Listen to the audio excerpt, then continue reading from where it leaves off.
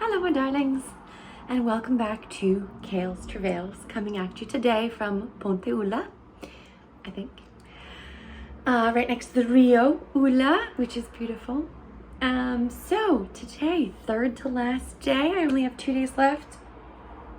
What am I going to do with myself when I don't have to walk? By the way, I don't know if you just saw me, I apologize in advance, but there are 2 flies in the room with me.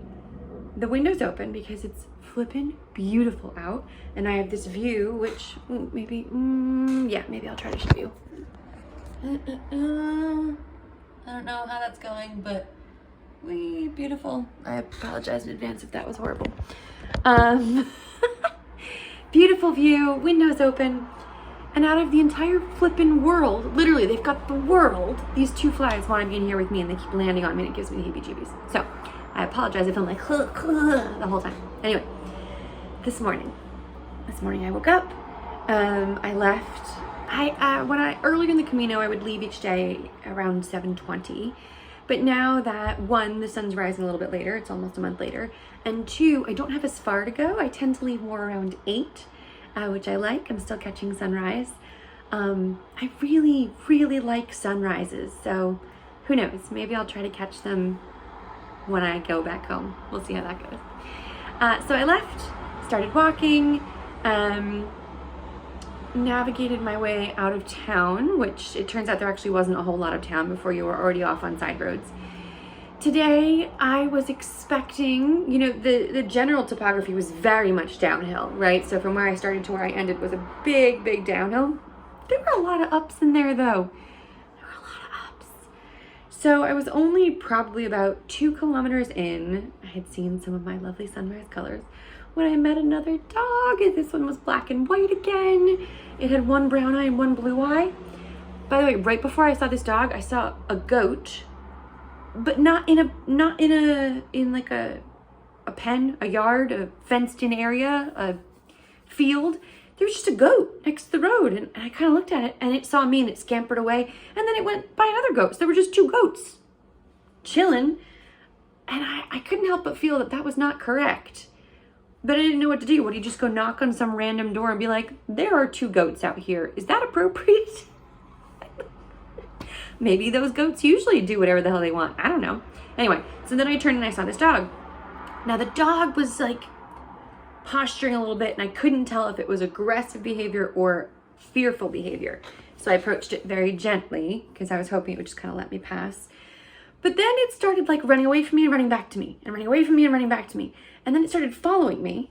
And I don't know about you, I love dogs, but when there's a dog that's exhibiting strange behavior, I don't want it right behind me. I want to be able to see it. So I kept trying to turn around to see it, but every time I turned around, it would run away. And then when I turned around, it walked behind me again. So finally I just turned around and waited, and then it let me pet it. And it was so excited, but also kind of scared and so excited. And I wanted to take it home. And then, I'm not gonna lie, I kind of started bawling when I had to leave because I was like, I'm sorry, I have to go now. And just, with Rory passing, I really didn't want to leave this dog. I was trying to figure out how I could take it with me. To Santiago and Finisterre and Madrid and on a plane. Like, that's freaking reasonable. But yeah, it was beautiful, and it was a wonderful moment. So now I'm crying and walking. And I turn around, and there's someone else by the dog, and I'm like, oh, another pilgrim. Pull it together, self. So by the time this guy catches up to me, I said, buenos dias or something, and he responded in English. And I was like, how did you know I spoke English? He was like, I don't know. It was just a guess. So his name is Pierre. He's from Malta. He's absolutely lovely. And we walked together for about, 2 miles, maybe a little more. And right at the outset, he said, please don't be offended if at some point I just need to stay back or go ahead. And I said, no, please. I completely get it. Trust me. By this time on the Camino, I've learned we really do all have to walk our own pace. But he was really happy to chat, and so was I. He'd been experiencing a lot of the same things that I have, of just not seeing people. This is his 8th Camino, and he said that it's the loneliest. So he wasn't doing the Via de Plata, he was doing the Invierno, and the Invierno and the Plata meet together in Alasha, which I covered, or in Alax. I covered a couple of videos ago. So he and I had only been on the same route for, a couple days. But whatever he was up against on the Invierno, it was also lonely. And he said it just really makes you miss home so much more. And, you know, eating alone each night is not really the most fun. So he said he definitely had different experiences on some of his other Caminos. So I know part of it's COVID, part of it's the time of year, right? This isn't the most popular time, although places have been fully booked, so I guess it can't be that unpopular either. It's the routes we're taking, right? The Frances is way more popular than the Invierno or the Plata. But he just was really happy to talk to someone, and he talked to me about why he was out here and why he does the pilgrimages and what it means to him, and he told me about his family, and it was just really, really great. It was really great. If you go on my Facebook or Instagram, you'll see a picture of me and Pierre. So Pierre is ahead of me already. He was going further today than I am, and he'll be in Santiago tomorrow. I'll be in Santiago in 2 days, but he's staying over next night, so we're going to catch up when I arrive in Santiago, and we'll probably do dinner together or something, which will be really nice. Which reminds me, I have to go add him as a Facebook friend after this video. So I lost him after about 2 miles because I stopped to put on sunscreen, and he's like, I'm going to keep going. I said, great, I will catch you at some time, and that's when we made the plan for Santiago. I will say, when I stopped for sunscreen, he's like, oh, and I said, yeah, I burn super easily, and he's like, isn't your skin used to it yet? I was like, listen, mister, skin cancer, I've already had it, I don't want it. And he's like, oh yes, living in Malta, we get a lot of sun, we're aware of skin cancer. And in my head, I'm thinking, and yet you don't put on sunscreen. Anyway, and after that, a bunch of other pilgrims passed me. So there was a group of 4 or 5 older Spanish gentlemen, and there was one younger Spanish guy, but all of them were like hustling, and I was putting on my sunscreen. Like literally this all happened while I was sunscreening. So continued. Now I sunscreened in the first town, which was about 3 and a bit miles in, and then there was another town, another 3 and a bit miles in, and then where I'm staying was another 2 and a bit miles after. So today was 8 and a bit. And there was supposed to be somewhere where I could get a stamp in that second town. So first town happens, I get towards the second town, and I don't see a restaurant. And you need 2 stamps per day to get your darn Compostela. So I'm trying to, and then my Google Maps is trying to like do an automatic update or something. So now it's not functional. So I need my Google Maps because the app that I use shows me the Camino, but it does not show you anything outside the Camino. So I can't search for restaurants on that app. I need Google Maps. So I'm trying to fight with Google Maps to stop updating.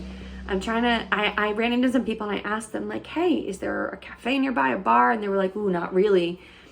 So I could have hit a restaurant if I had wanted to walk the whole last 7 kilometers by highway instead of by beautiful forest and, you know, mountain paths. And I wasn't up for that.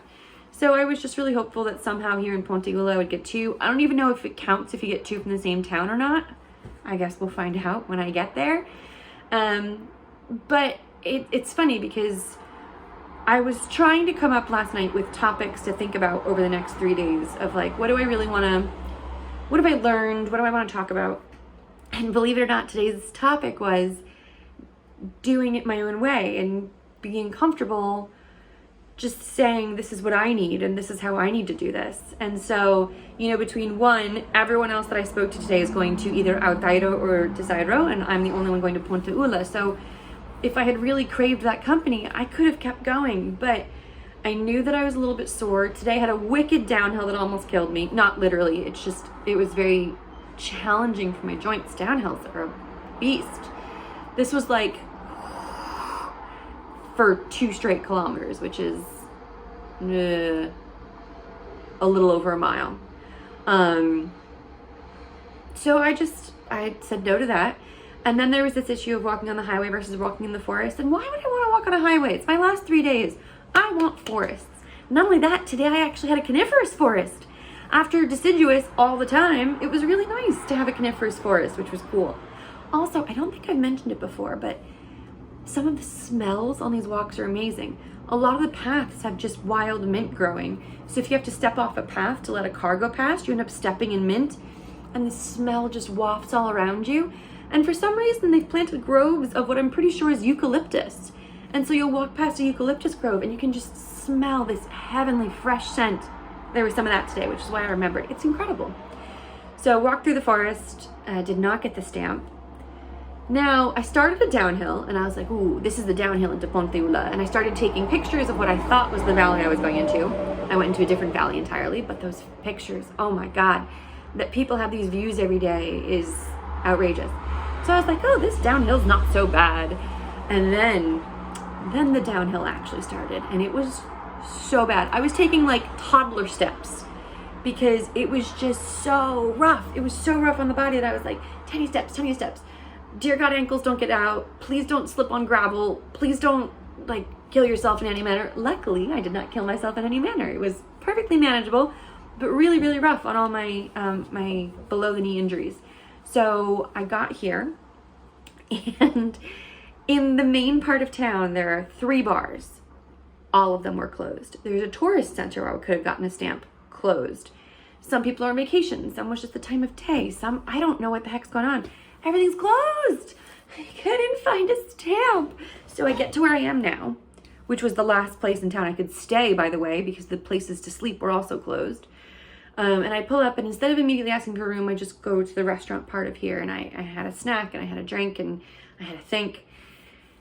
And I was like, damn, the next place that has a bed, which is the next town, is 4 kilometers straight uphill.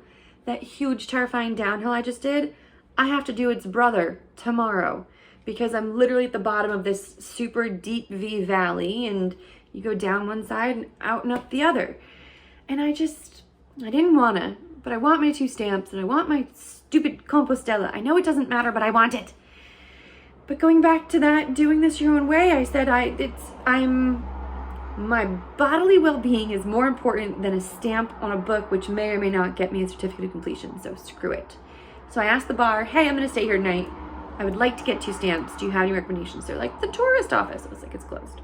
And they're like, oh, blah, blah, blah. And I said, what about that gas station? They're like, actually, probably. So I literally walked next door to the gas station, and they gave me a stamp. So, you know, we'll find out when I get to Santiago if getting 2 stamps from the same town actually counts or not. But I have 2 stamps today, gosh darn it. And I didn't have to sacrifice my body for it either.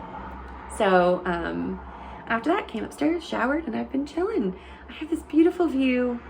And this is the first day in a while that after a walk I was not freezing. Maybe because I'm finally coming out of the mountains, the temperature is a little different. I don't actually know. But it's really nice out, and it's really nice in here, and I'm really happy. So tomorrow I'm walking to Tesoro. I already made a reservation. Unfortunately, the albergue portion of, so there's only one place to stay, it's an albergue. But they also have a couple individual rooms. The albergue portion is apparently completely booked with a group, so I guess I'll see people tomorrow. But that does mean I had to pay a lot more for that individual room. Bummer, but such is life. And then after that, it's on to Santiago. So like I said, tomorrow starts with a massive uphill. Pray for me. And then the way to Santiago is up and downy as usual, and it ends with an uphill. Santiago ends on an uphill because Lord knows this has got to be a journey. I guess that's all for today that I can think of at the moment anyway. As always, thanks for being part of this. I'm going to keep doing this my own way. It's the lesson I obviously needed to learn, or a lesson I needed to learn. And I'm really pleased that today tested that in several ways. And I'll come up with something else about my journey internally to talk to y'all about tomorrow. Talk to you soon. Bye.